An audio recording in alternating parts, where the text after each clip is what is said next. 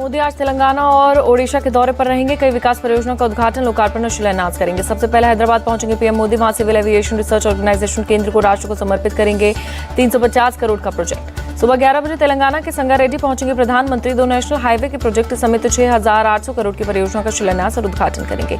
3:30 बजे ओडिशा के जाजपुर जाएंगे पीएम मोदी। 19,600 करोड़ के प्रोजेक्ट का उद्घाटन और शिलान्यास करेंगे। ओडिशा में इंडियन ऑयल की पाइपलाइन का भी उद्घाटन करेंगे प्रधानमंत्री। पारादीप से पश्चिम बंगाल के हल्दिया तक जाएगी 344 किलोमीटर लंबी उत्पाद पाइपलाइन। यूपी में आज योगी सरकार के मंत्रिमंडल का विस्तार होगा। शाम 5 बजे होगा मंत्रियों का शपथ ग्रहण। सुबह सपा के अध्यक्ष ओम प्रकाश राजभर बन सकते हैं मंत्री। बीजेपी विधायक दारा सिंह चौहान भी ले सकते हैं मंत्री पद की शपथ।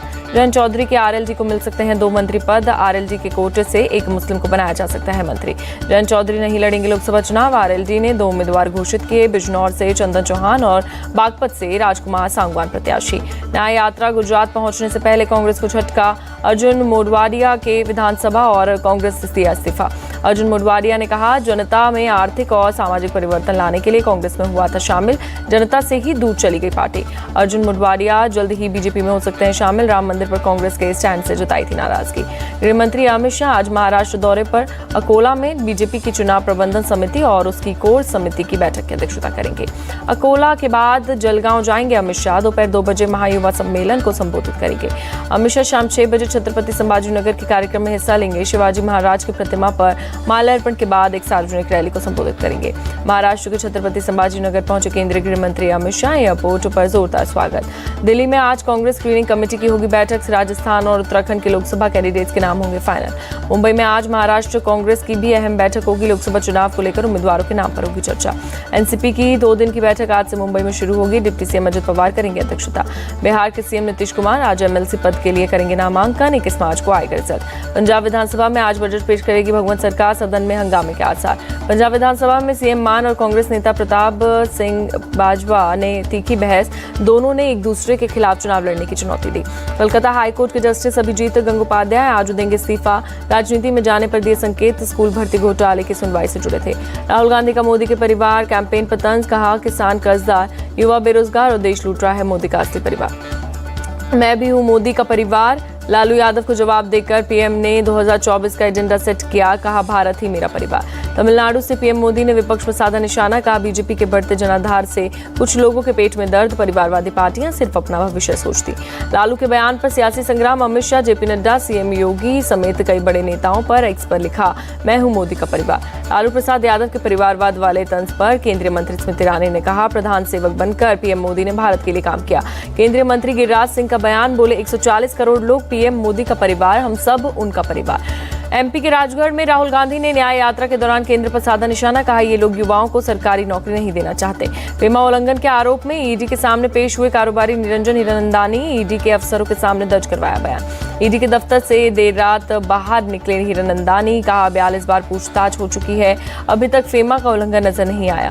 चुनावी बांड को लेकर एसबीआई ने सुप्रीम कोर्ट का रुख किया। 30 जून तक समय बढ़ाने का अनुरोध। आम आदमी पार्टी को राउज एवेन्यू में दफ्तर खाली करने के आदेश। सुप्रीम कोर्ट ने 15 जून तक परिसर खाली करने का आदेश। एमपी के छतरपुर में बीएसपी नेता महेंद्र गुप्ता की गोली मारकर हत्या। एक शादी समारोह में शामिल होने गए थे। वारदात को अंजाम देने के बाद आरोपी मौके से हुए फरार। पुलिस हत्या की जांच और आरोपी की तलाश में जुटी।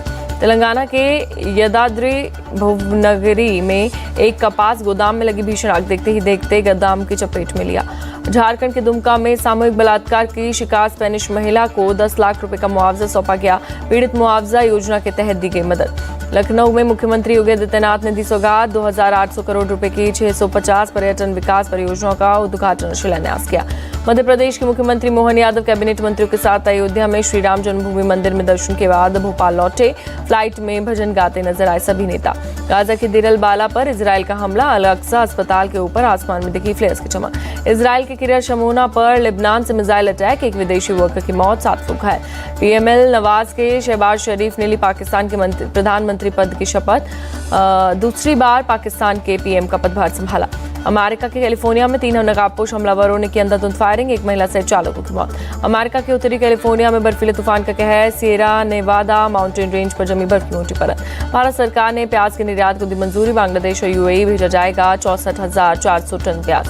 आईपीएल से पहले महेंद्र सिंह धोनी ने दिए नए रूल के संकेत, सोशल मीडिया पर लिखा, नए सीजन और नई भूमिका के लिए नहीं हो रहा इंतजार। WPL 2 में रॉयल चैलेंजर्स बेंगलुरु की शानदार वापसी, लगातार 2 मुकाबले हारने के बाद यूपी वॉरियर्स को 23 रन से हराया। आईपीएल के 17वें सीजन में पैट कमिंस होंगे सनराइजर्स हैदराबाद के नए कप्तान। हैदराबाद ने कमिंस को नीलामी से 20.5 करोड़ रुपए में खरीदा था। धर्मशाला टेस्ट में पहले 2 दिन बारिश और ओले गिरने के अनुमान, 7 मार्च से खेला जाना है भारत और इंग्लैंड के बीच 5वां मुकाबला।